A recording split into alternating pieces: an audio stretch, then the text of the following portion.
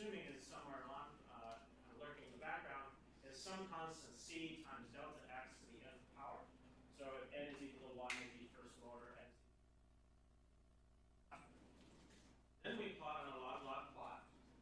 And the reason why we do that is we take the log of both sides of this first equation. We get the log of the error equal to the log of some constant. Yeah, I think that there would be the echo should be indicative of why I always that. There's some constant, the log of some constant. That constant's set by the initial error.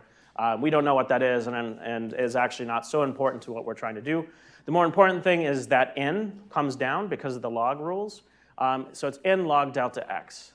Okay? So the reason why we write it like this is that now it's a line. We can plot lines, and we can measure the slope of these lines, and that actually includes if the slope is 2, that means it's second order. If the slope is 1, it's first order. So when we actually go back into the homework, this is probably not going to work. Hopefully this works.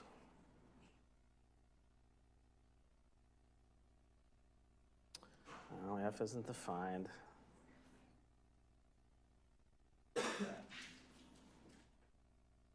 So this is very similar to what we have in the homework. We have here, I'm just plotting two different lines, one that it has a slope of 1 and one that has a slope of 2 on a log-log plot. And my error that I'm calculating from my numerical method lines up, for instance, in the upper left-hand corner with the first order. So that means that probably my actual algorithm is a first-order algorithm. So it has first-order convergence. Similarly, in this top right corner, we see that this error is decreasing as if it was second order. And then we can also change the slope kind of arbitrarily to get third order, fourth order, things like that. And in fact, actually, you can even say, well, I have a bunch of points. I could probably fit a line through those points and get any kind of measurement of the error. And really what I'm doing is plotting this function here in the end. Okay? So that's why we're doing this.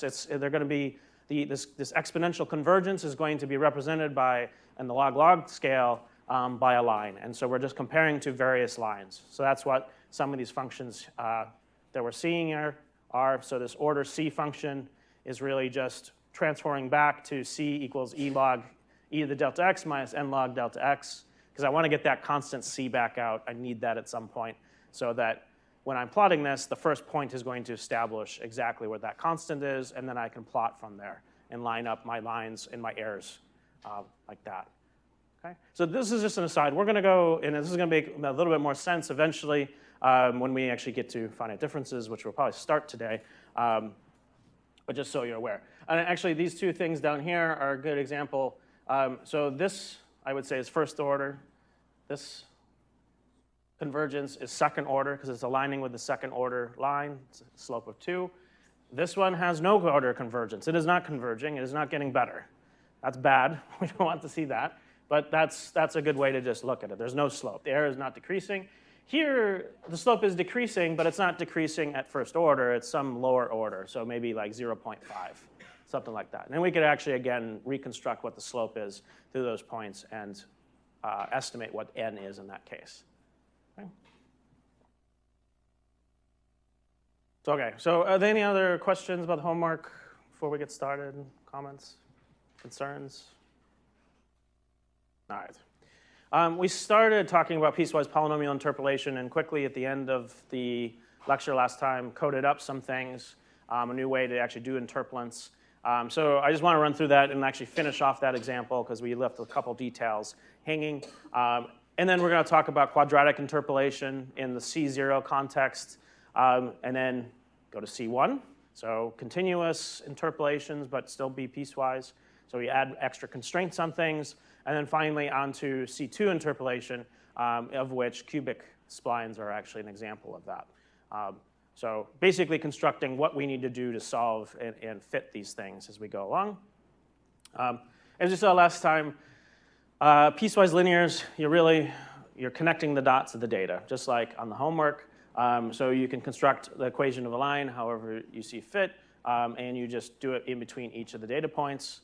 And we did that to some extent. Oops, this is the one I want.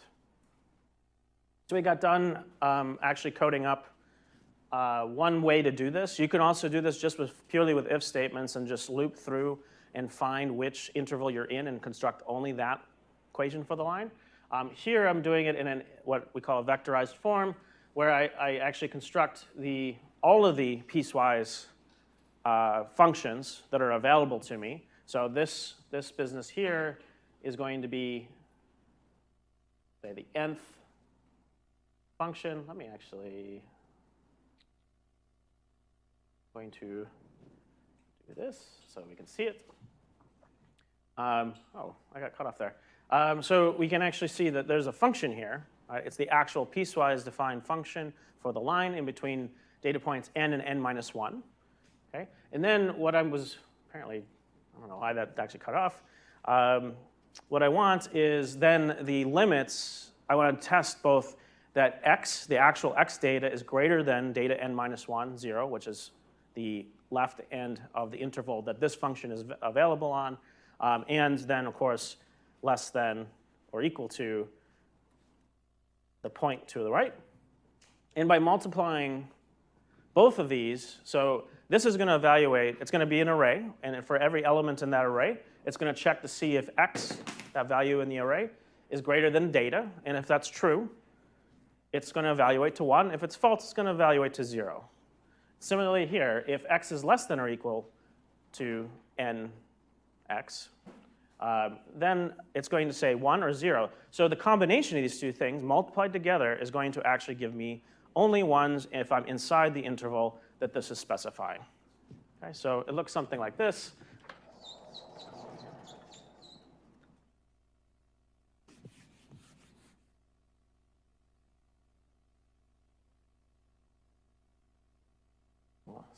Eraser is really dirty. So the first one there is going to say, this is my interval. And then it's going to say, well, if this is x n minus 1, okay, it's going to say 0 on this side and 1s all over this side. And then similarly, for xn, it's going to say 1s, actually, let's do this. Like that.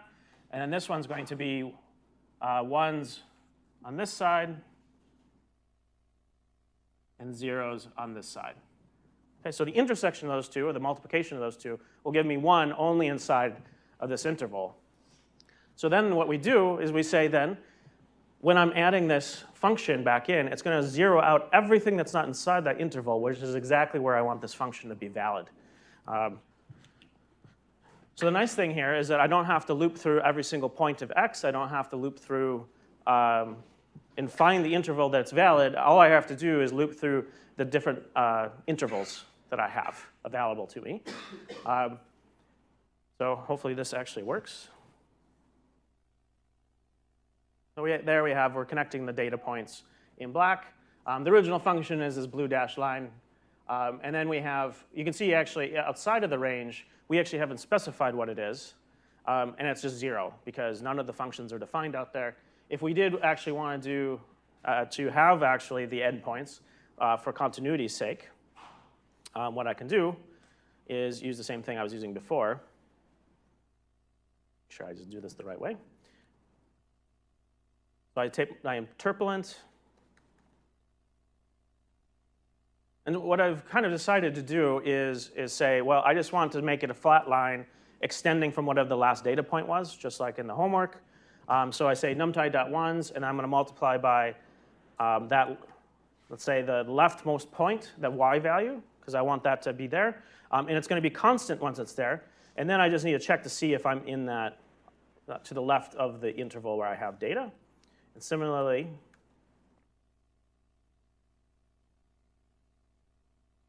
I multiply by 1, but this time I'm going to use the last data point. I'm going to say x greater than data -1, 0. Okay, so that's just checking to see if I'm past this side or past this side, and just setting the values equal to those. So that's this portion here and this portion here. Okay, and that's going to work because Otherwise, I'm setting that function equal to 0. Okay? So that's how this is kind of working. One thing you can do, actually, which might be a little bit illustrative if you want to figure out how this is really working, is you can just plot every single one of the functions and not do the intervals, and just plot them and see how they're only valid on these one little intervals and how they get pieced together like that. That can actually be nice as well. All right. Okay, so that was piecewise linear. Okay, so now we want to do something more than just lines. Lines are nice and stuff, but maybe we want to do quadratics. Okay, so in order to fit a quadratic equation, we need 3 points. We have to have 3 points. So we say we're going to center this interpolant on xk. And then the logical thing to do would be to say I want the xk plus 1 and the xk minus 1 points, the data points, to form my quadratic function in that. Okay, so there's lots of ways to do this.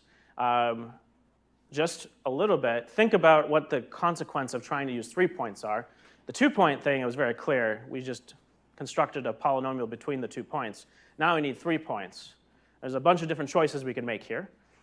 We can make it overlap, and we can also just actually say, I'm just going to take groups of 3. We can do either one. So just take a couple minutes and discuss like which one might be better, maybe what kind of constraints we need to have, and maybe actually going a step further and saying, all right, what if I wanted quadratic functions more generally? I wanted it to be smoother. So start thinking about how that comes about. So I'll give you a couple minutes for that, discuss with your neighbor, or go back and try to figure out the code that I just showed with the windowing, because that's actually a very nice thing to have in your back pocket when doing homework problems, because it will come up again. Okay? So 2 or 3 minutes, and we'll see how to go about doing this.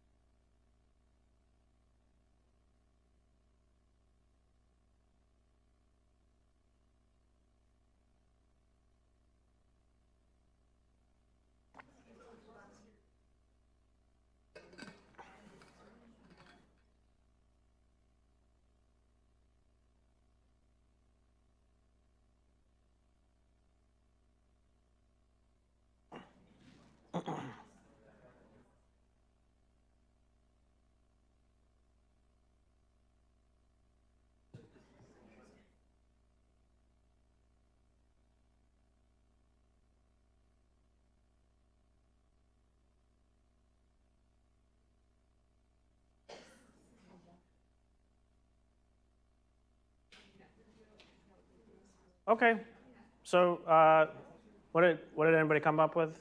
You want to throw it out? What's the easiest thing to do here in order to have these polynomials defined consistently? Do we want to have them overlapping? Would you want them overlapping? Does it make sense to have them overlapping? No, not really. That's kind of the problem here. So if I say I have an interpolant and I'm going to define it with these 3 points here, I could do that. And of course, it's going to be some interpolant that's going to have to go through all 3 points. That was the bad marker to use. All right, we could do that. But then when if I consider these 3 points, I could also have an interpolant, and it's probably going to look something like this. Okay? So now I have a choice. I mean, maybe I want to have one of the interpolants or the other. I mean, I could try to decide that. But I also have another interpolant over here, which is going to look something like this. Okay? So the only thing we have to have is we have to have whatever eventual function has to go through all of our data points. Has to, that by definition. So we can't use these 3 points to get the interpolant for this point, for sure. So once we get out of the range of applicability, we kind of have to throw it away. But these overlapping questions are interesting. Now, there's lots of ways to do this. The easiest way and the way it's kind of accepted is to say, I'm just going to take these 3 points, and inside of those 3 points, that's the interpolant, and I'm done. You can say, maybe this interpolant looks better. And so instead of actually taking it, I'm going to allow this one to be defined over here. You could do that. And same thing for over here. So there's a bunch of different choices. There are methods actually explicitly that say, OK, maybe the slope over here is steeper. I don't want that. I'm going to take the slope that's shallower. This is an algorithmic thing. It just depends on your application. But by and large, you have to have some extra information to kind of make those decisions for you. So let's see how this actually comes out.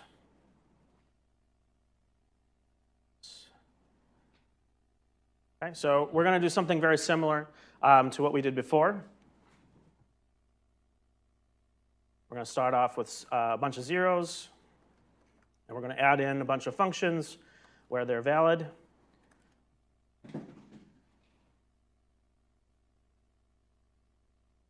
Okay, so this range of the for loop is important here.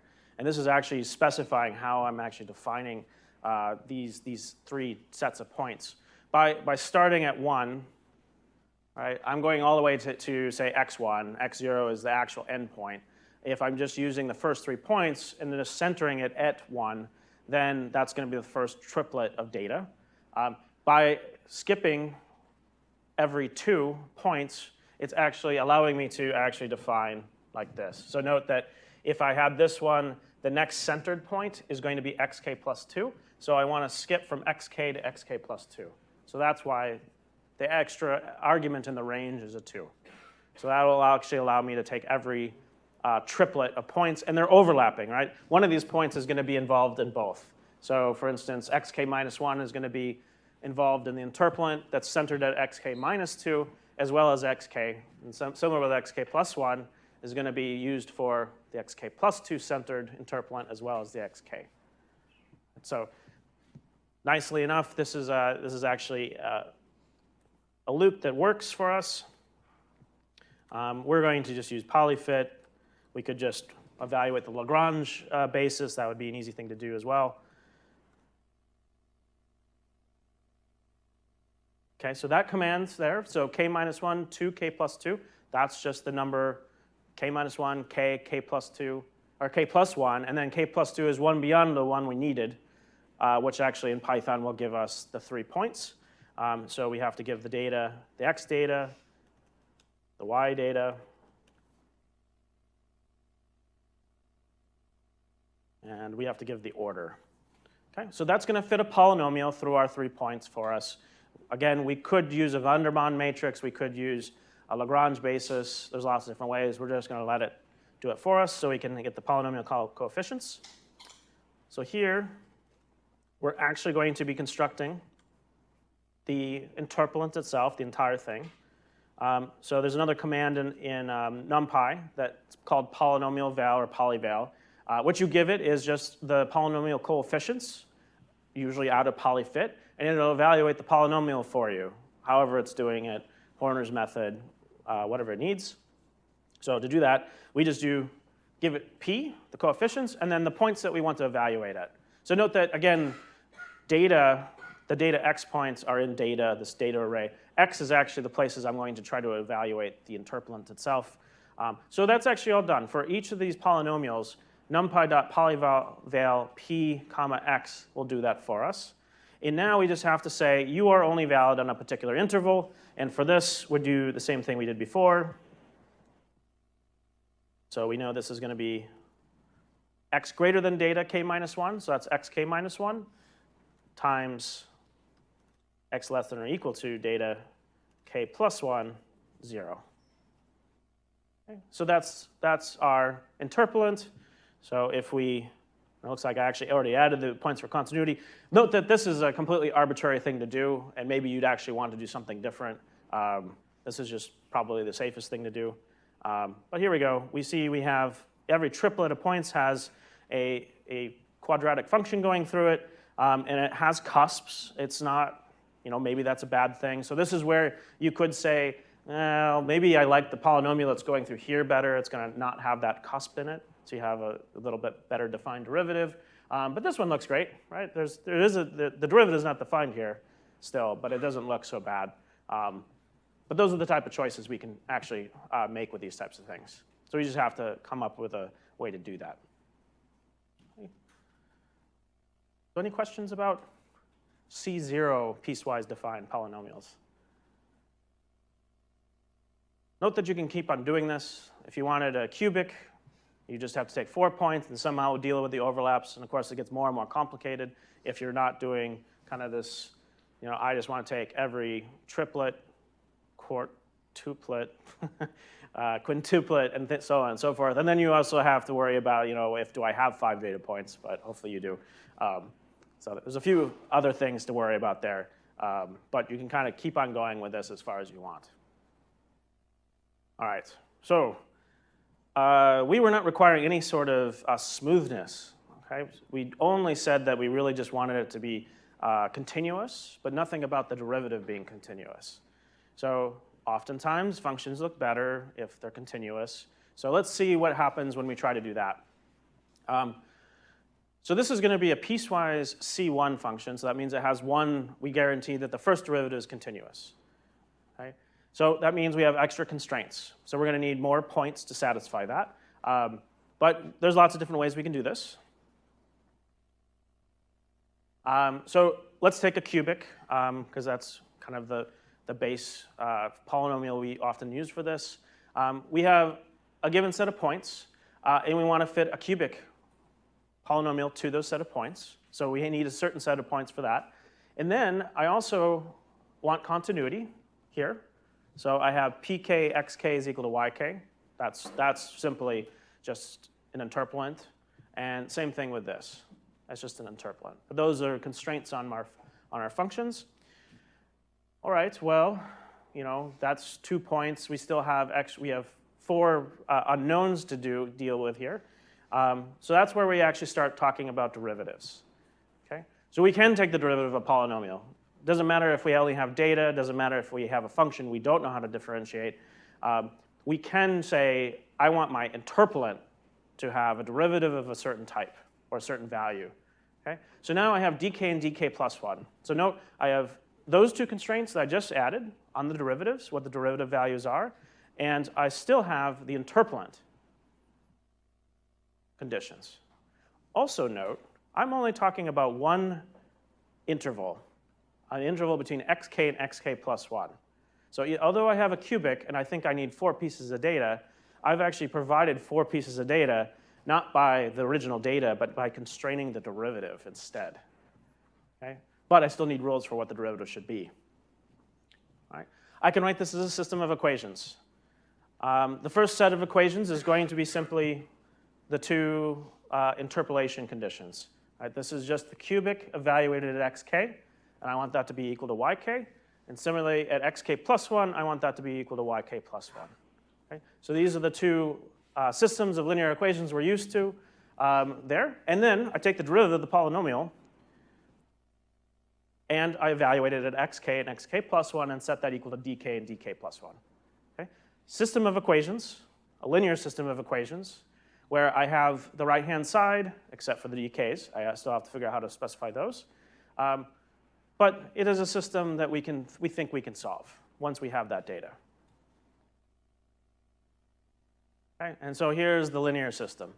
If you multiplied this out, you would get what you would expect. Now, notice that there is an interesting kind of structure to this matrix now. It's not just the function itself evaluated down. Now we actually see that, of course, when you take the derivative, the constant terms disappear, and you have everything moved over by 1, and then there's a coefficient that comes out in front. And you can do this again, right? What if you wanted to constrain the second derivative? Well, you'd get another decrease in the matrix. Okay, so it's starting to look almost upper triangular. You're never going to get there. You're always going to have lower triangular bits to it, but you can continue on with these constraints. You just need higher order polynomials to do it.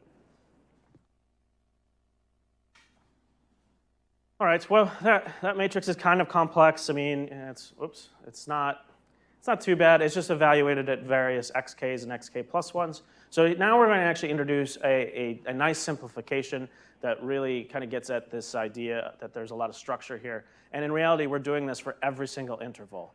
And so maybe we can actually abstract out the length of that interval, or those x points in particular. So how do we do that? We define a new coordinate system so that it's going to run from xk to xk plus 1, because that's where we're interested in. And instead of having what we had before, let's draw this here. So we had xk, xk plus 1. I'm going to say I'm going to map that to 0 to 1 in a new coordinate system.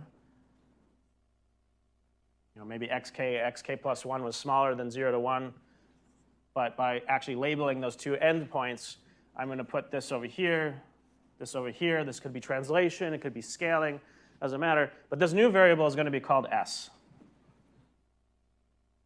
Okay? So now let's actually look at the consequences of that. You see the result. That matrix looks nice, right? Zeros and ones are nice.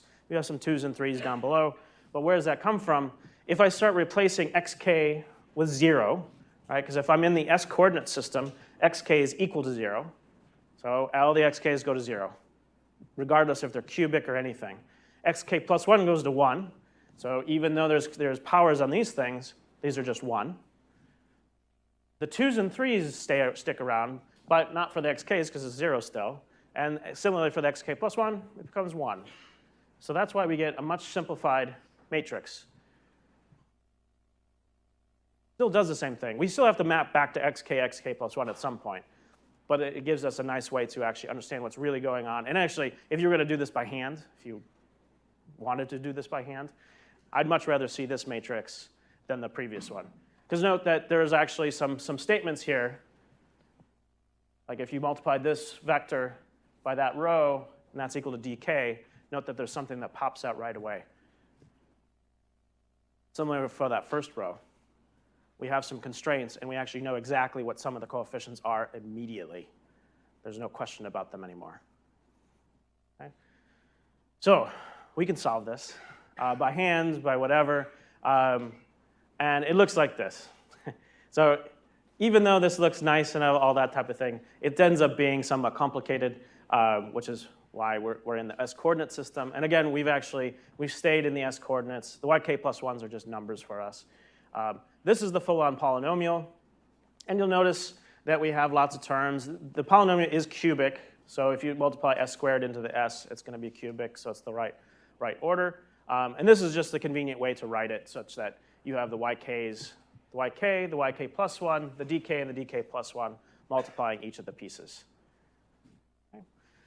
Now, there's other things we want to do. We actually haven't said what the dk and dk plus 1 is, note. But we have this polynomial. If we did know the dk's, we can take derivatives of this thing, as long as this thing isn't doing something weird, which it's not. So we can take the derivative, we can even take the second derivative. Okay. We wanted to put constraints on p prime, right? The derivative of p prime. And so that's what we're going to do. But we can also actually start to say, like, oh, well, actually, I have this relationship between the dk's and the derivative of my interpolant, but I also have one for the second derivative, in case I want to do something with that. And then we will eventually do that as well. But we still haven't decided how to choose the dk's. So I want to give you a chance to think about how to choose the DKs. There are some obvious ways to do it, especially if you want to see one function. But it's a very nuanced thing, because specifying what DK, maybe the DKs are equal to each other from one interpolant to the other, and that's actually one of the biggest constraints we want if we want to see one function.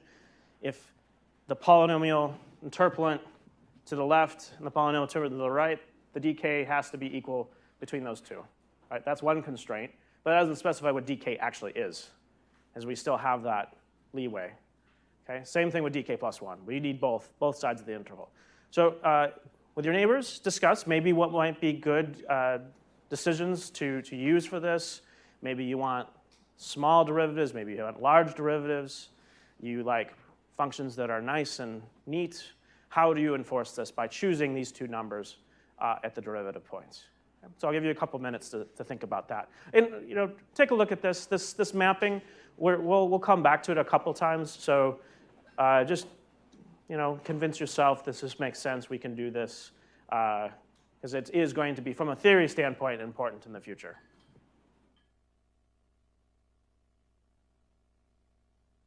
Yeah.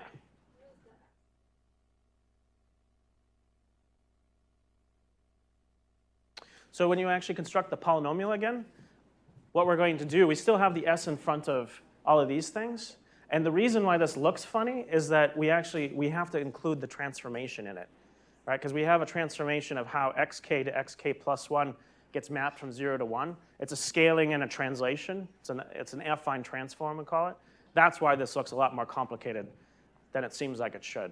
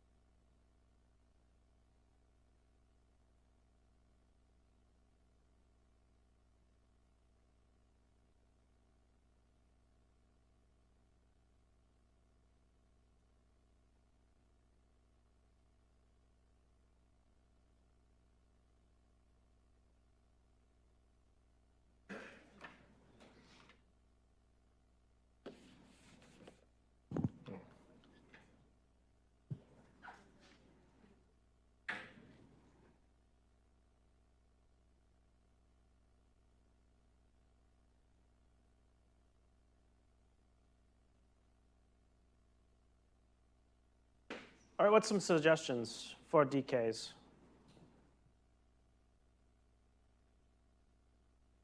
Unless you read ahead, but that's OK. You can just read those off, too.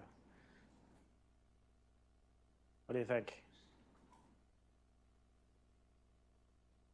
No ideas?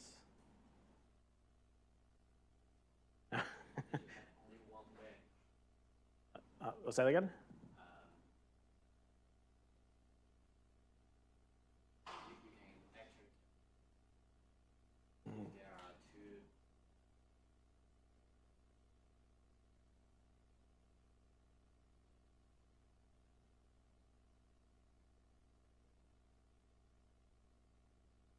Yes.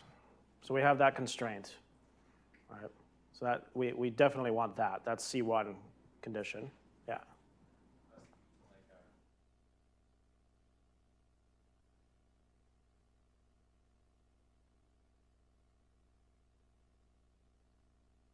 That's actually a very sophisticated way to do it. That's very good.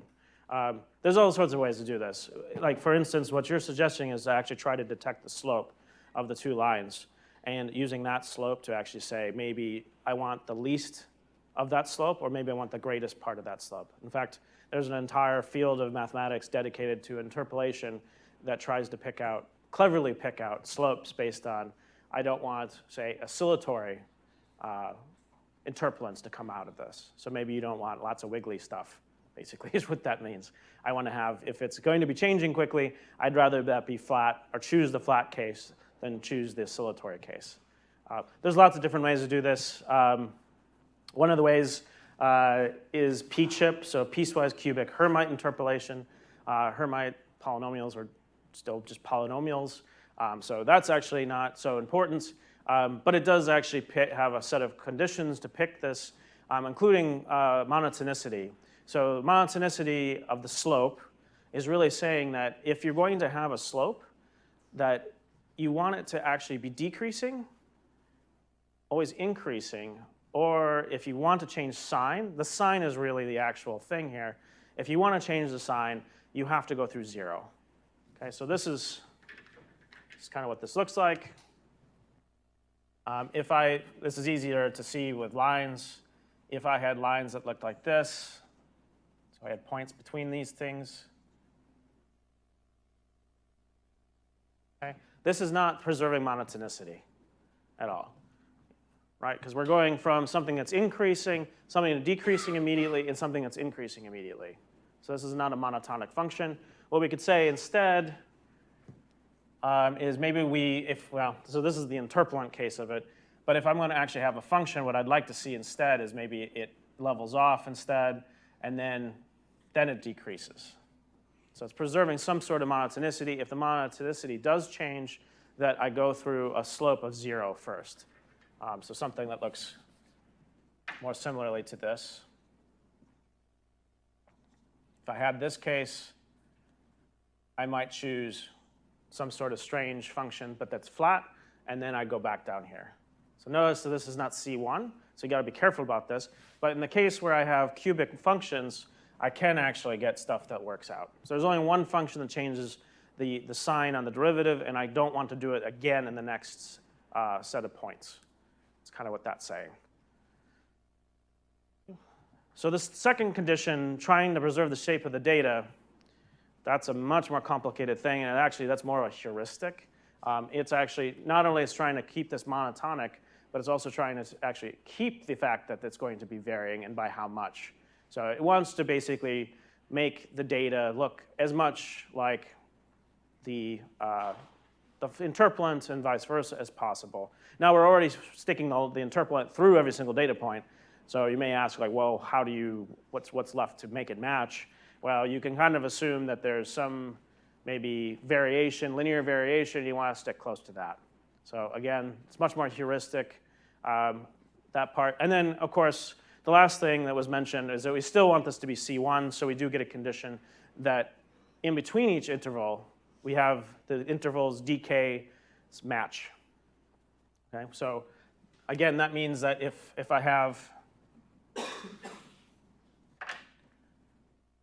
these 3 data points, I have some function here, some function here. If this is k, now when we're formulating these systems, I'm saying, well, this interval over here kind of has a k and k plus 1, or this has a k and k plus 1.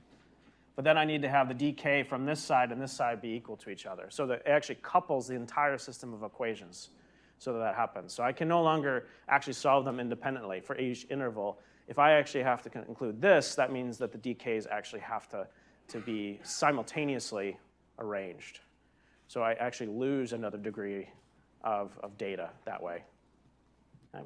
Now, using pchip in particular, it's actually just a call to NumPy. Oops, this is not the right one again. Okay, so I just want to show you real quick how to do that. Pchip itself is actually, it's just an algorithm that someone came up with. It's a few hundred lines of code. So other than the fact that it has these properties, don't worry about too much about how it's done. But the way to do this is nicely set up for us. So here's a new SciPy package called interpolate here. And it provides all sorts of interpolation methods for us. Of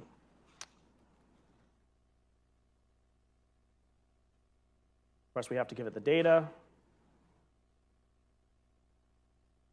and the values that we want to evaluate at. So the x's are still going to be representing the same thing. So if we run this, see, actually we have a pretty nice function. And actually, let's add the actual function we were fitting again.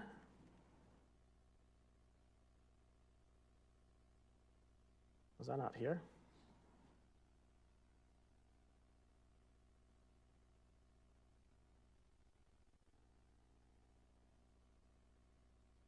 Okay.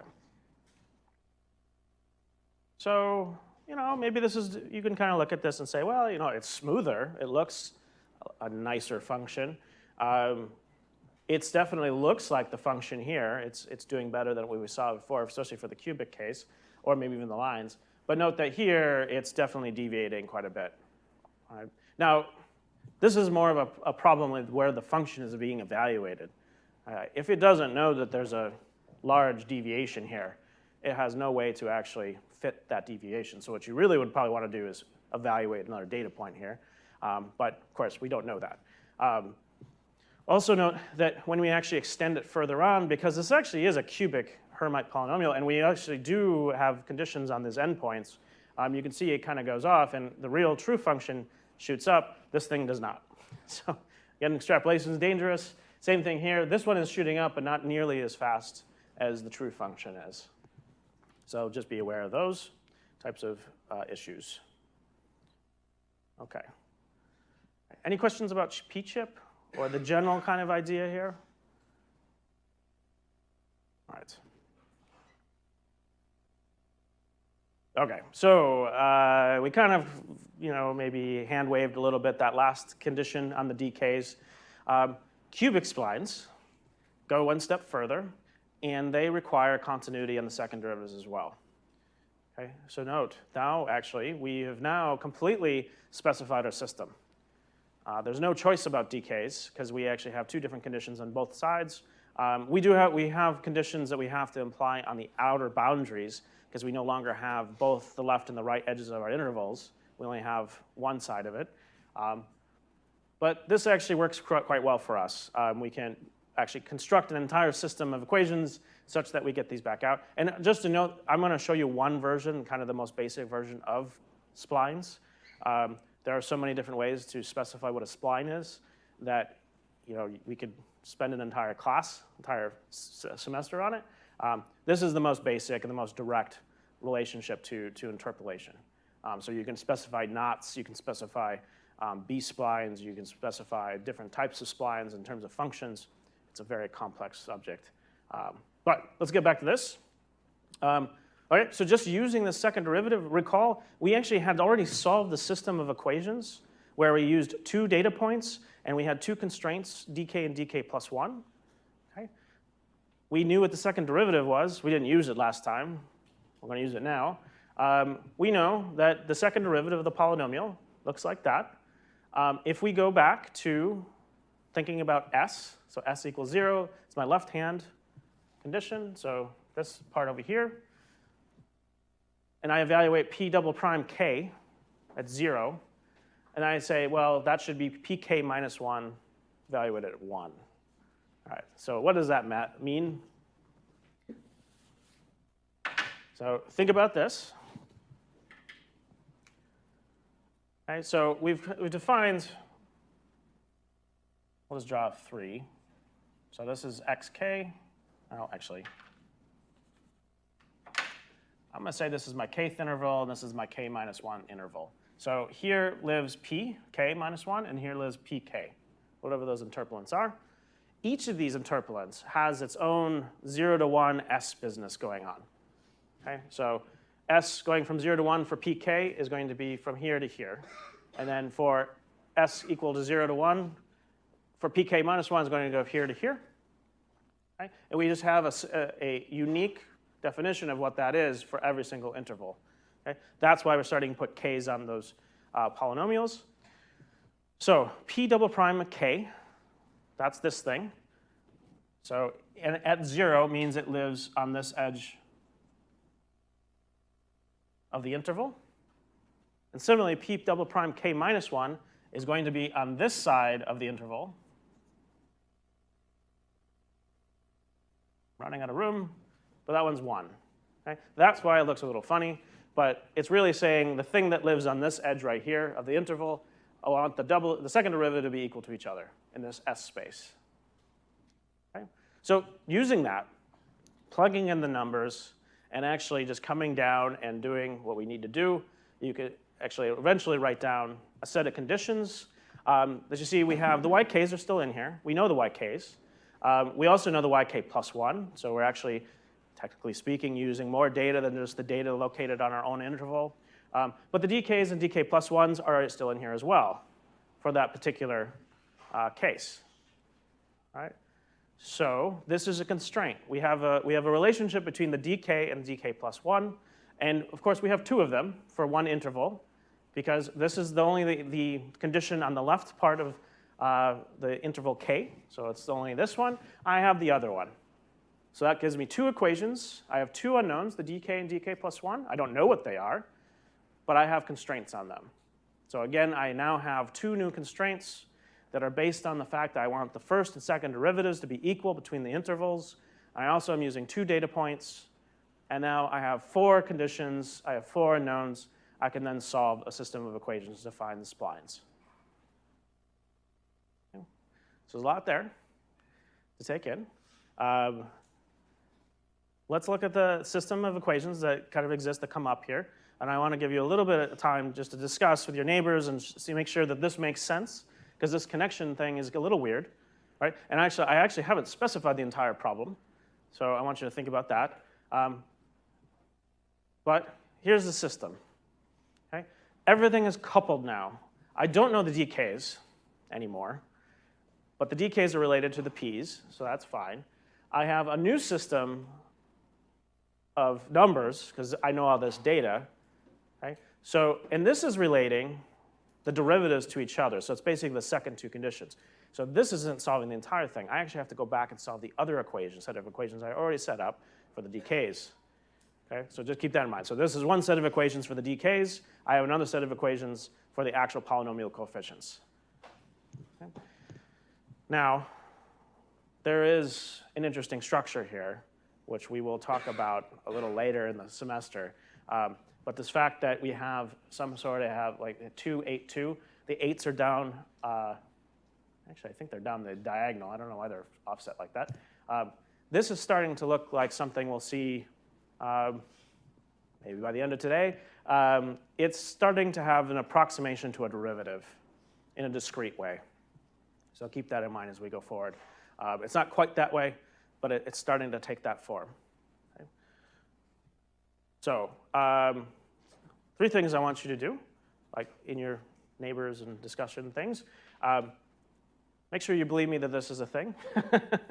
I don't just take this for granted. Going from here, these set of equations here, right? I have a set of equations here, and I simplify it down, and I get these things back out. It's a linear set of equations. For the DKs, then I have another set of equations I need to solve that were the original equations. We're way up here. Right, so I have these set of equations. I've solved them actually already, but note that at this point, I had these dk's, dk plus 1s. So I could just plug them in here, which is what I would do. Once you know the dk's, you know the polynomial. But in essence, we still need to solve this system and in order to get out this thing. So think about that. And then actually, the biggest thing I want you to think about is the fact that we actually haven't specified the entire problem. Right? We've used the fact that I had a condition here and a condition here because I was next to intervals. What happens at the end of the actual data and the beginning of the actual data? And what might be appropriate to deal with there. Okay? So I'll give you a couple minutes for that.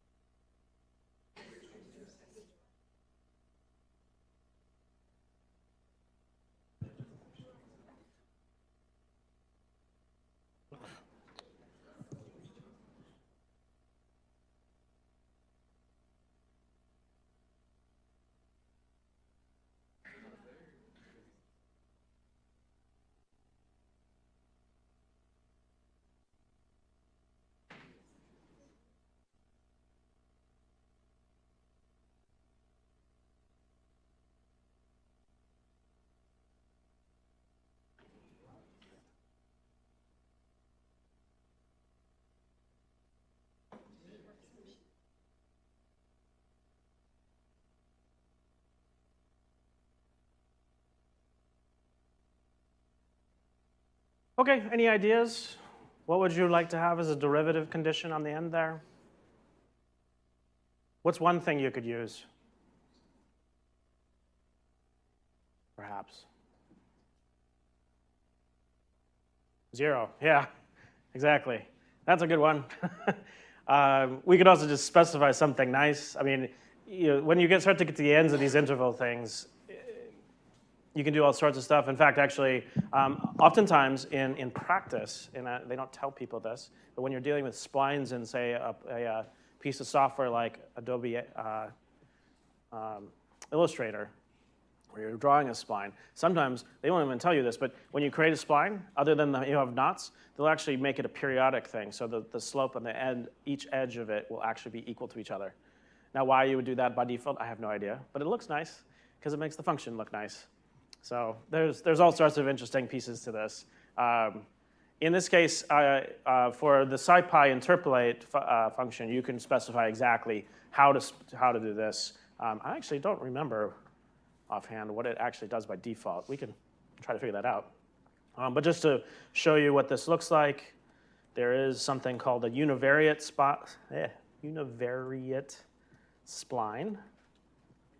We give it the same type of data as before, except with commas here. And we do want to specify this s equals 0. This is just a smoothing parameter. Smoothing, it goes through and actually decreases the derivatives, but it's no longer an interpolant. It gets rid of that interpolation property. So, oops. Did I miss something?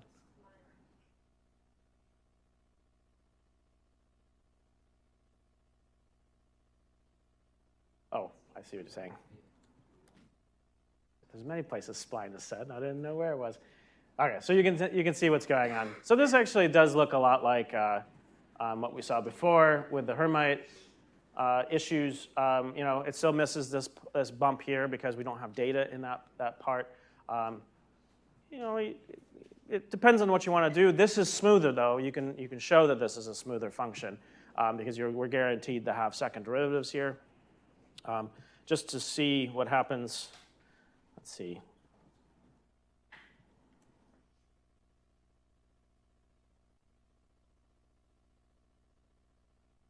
Can, of course, call up the help function.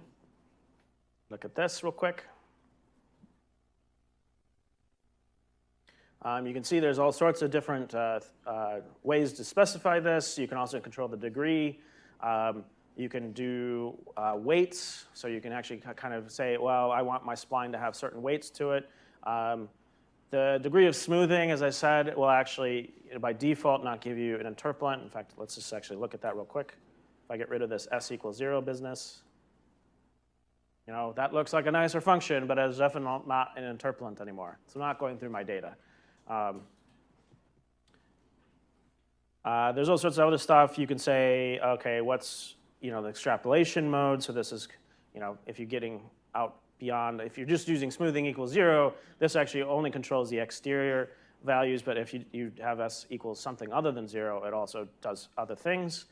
So there's all sorts of information here if you're interested in doing spline work. You can do this, and actually univariate just specifies that it's a spline of only one variable. There are multivariable spline versions of all this as well that you can use. Okay, so not to be outdone, we can compare all the things and just plot them on one plot, and it gives you a rainbow of crazy things. So you can kind of see, like, well, all these seem to have various properties to them. Which one is the right one? I don't know. I mean, interestingly enough, the Lagrange, just using actually just a straight up polynomial interpolant, gets that bump really, really well. So maybe that's an argument for using Lagrange basis or just a polynomial interpolant. But note that that's because the function that we're fitting actually looks like a polynomial. I actually sampled these points from a polynomial. So it's somewhere down below this all that you should expect that to work. All the rest of these things, especially the piecewise versions, they have much lower degree polynomials approximating the thing. So that's one argument to maybe knowing a little bit more about your function.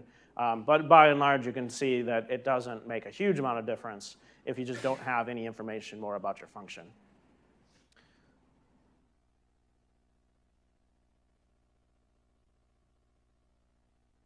Okay, so is there any questions about interpolation in general? So I'm going to step onto a soapbox and pontificate for a little while, and it probably end class there. All right, so everything we've talked about is an interpolant. We've been constructing interpolants, and the one property of an interpolant is that the data that I have, that function has to go through every single one of those data points. Now, that's not always optimal. Almost always, especially in science and engineering and in most other fields where I have lots of data points, I don't want to have some function that can go through all the data points. It's just, that's not ideal. Instead, we turn to regression. Or you can call this data fitting, you can call this lots of different stuff. But the key here is that regression does not give you an interpolant. In fact, by design, we don't want a function that goes through all the data points. We say, there's noise in my data. I understand that there's noise, so I want to have some idea of a simpler function that might be approximating or closest to the real thing going on. So let's dive into this a little bit. We're going to turn back to this in a while when we get to linear algebra, where we can also say some additional things about this. But I think this is important because there's an entire class on regression that you can take if you're interested in it, and it's something related to what we do. So one of the most common ways to do regression, and one of the ways that we usually teach first, is using least squares. What this means is that we say, I want to have a function. It's going to go through my data. It's not going to equal the data at all points. And maybe it does if you're lucky. Most of the time it doesn't. But instead, I want to minimize the error, or the difference between my data points and the function I do. Least squares, so this is the root mean squared error, or we're going to call it eventually the L2 norm. It really is trying to say the difference between my real data, my yi's, my function, whatever this function is, evaluated at the xi's, so these are my data points. The difference of that, squared, square rooted, is my error. And I want to say, I want to pick an f that minimizes that error. That's the statement of a regression. This is one error function. There's tons of other ones. The maximum likelihood is another function. You can do entropy. You can do all sorts of stuff. This one's nice because this has a very nice linear algebra analogy. But this is the type of thing we want to do. Okay? So what's this actually mathematically look like? Well, the easiest thing to do is just take an example. Say we want a fitted line. This is the most basic type of linear regression. I have a line. It's an interpolant. Well, excuse me, it's a polynomial. It's not going to be an interpolant. The biggest thing we see difference here is that I have capital N data points and only 2 unknowns. Clearly, I can't solve these equations. Right? It's overfit. So instead, I want the closest possible thing. Right? I'm going to pick the p's in this function such that that error is minimized. Okay? So looking at this, so I have the system of A times P. All right? So that's my matrix A, that's my vector P, and I have the data Y. Okay? Now clearly, we know what's wrong with the system. It's overdetermined, unless you're incredibly lucky or something went wrong. Okay, so what do we do about this? It's up at the top here. So we have an n by 2 matrix, an n2 by 1 matrix or vector P, and a y is equal to is an n by 1. So all the dimensions match up, right? N by 2 times 2 by 1 gives me an n by 1, right? Instead, what we do is we solve the least squares system or the normal equations. Again, we'll talk about this in a while, but they basically are those. So A transpose A. So I'm taking A and multiplying it by itself. It's transpose of itself. So what does that actually give me? What size of array would that give me? It's going to be a 2 by n by 2. 2 by 2. Right, it's going to be a big amalgamation of things. P is left alone. That's good because P is 2 by 1, so we can't have anything bigger than a 2 by 2. And then on the other side, A transpose Y, what's that going to be? Yeah, so everything's solvable. We have 2 equations, 2 unknowns, and it's solving these equations. Now, we will come back to this idea. You can show that actually solving these equations exactly solves the minimization problem of least squares. Does it all for us. And note that this is actually a much easier system to do. This is a 2 by 2. You can do it by hand if you wanted to. You'd have to come up with the matrix multiplication, but that's there for us. And there's a lot of other interesting things going around here that we'll come back to as well. But actually, let's just look at this code and just see what happens. Oh, that's the wrong one. Oh, I didn't have that here. Okay, so let's just code this up real quick. I have my x and y. So here you can see I'm randomly choosing small numbers to add to x. Otherwise, this would be just a function, going from 0 to 1 in x. That's y equals x plus noise is what's going on here, from -1 to 1. So I'm going to construct my matrix. So this would be the exact matrix up above. I know that I can add this to it. I also can create a Vandermonde matrix. A Vandermonde matrix would also create the same thing. And then I'm going to ask it to solve. So linealg.solve the dot product of A dot transpose. And A. So that's A transpose A multiplied together. And then the right-hand side is going to be A dot transpose with Y. Okay? And that'll give me my P. So that's just solving that system, a 2x2 system. I can also do this. There's actually a command that's called least squares that does this for us, but this is a little bit more direct. So that just to see, oops, I didn't want to do that. Go away, Siri. So if I actually want to see what this function looks like, I can reconstruct the function because I know that P1 times P0 plus P1 x times x is my function I reconstructed, or the function that I think is the right one. And I can also calculate the L2 norm. So this is the same thing as least squares norm I just showed. Like that. I think everything else is correct. So there we go. So we have a bunch of random data. I fit a line between it, and it's guaranteed to minimize the root mean squared of the error, the differences between the data and the line. Okay. Yeah. Oh, yeah.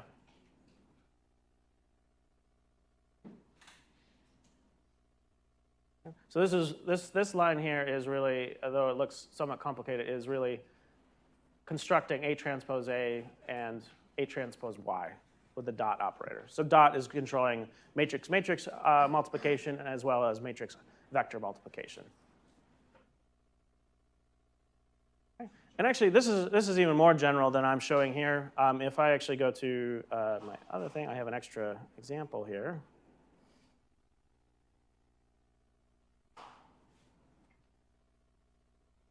Actually, maybe this isn't up on Git yet, so I will push this up as soon as I get back to my desk. So here's actually another set of same actual data, so I'm just randomly sampling around a line. But now here I fit a function that is some constant plus something, some other unknown variable that we're fitting for times tangent, hyperbolic tangent. And you know what? If you look at that thing, you can kind of say, yeah, sure, that's a hyperbolic tangent. That must be the function, even though we know that's not true. We can keep on doing this and randomly find various things. And it's questionable. So this is really just to say, there's this actually, fortunately, released XKCD comic, if you are familiar with that, on curve fitting a couple weeks ago. I was like, oh my God, I have to show this. This is just to say, interpolants are great. However, they have lots of problems, which we've seen. Regression is great, but there's lots of ways to do regression. You have to be very, very careful with all this stuff. And this is just a funny way to say the same thing, that if you have random data and you fit a line through it, it may look good, but it may not be actually good, which is why we study statistics. I particularly like, where did it go? Well, this is an interpolation. So you see how bad that is.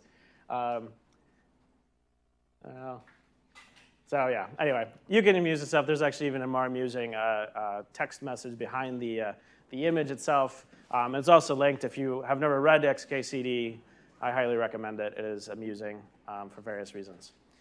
But I'm going to stop for today.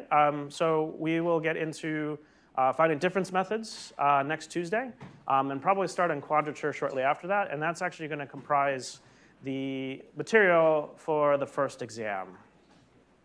We're coming up on it. All right.